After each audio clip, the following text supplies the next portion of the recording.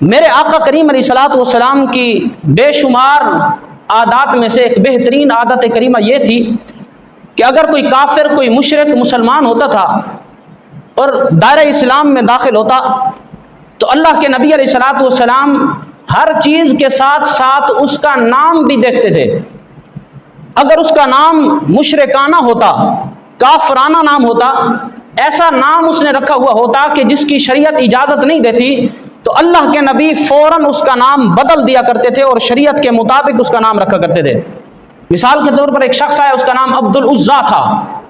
اب عزیٰ بت کا نام ہے،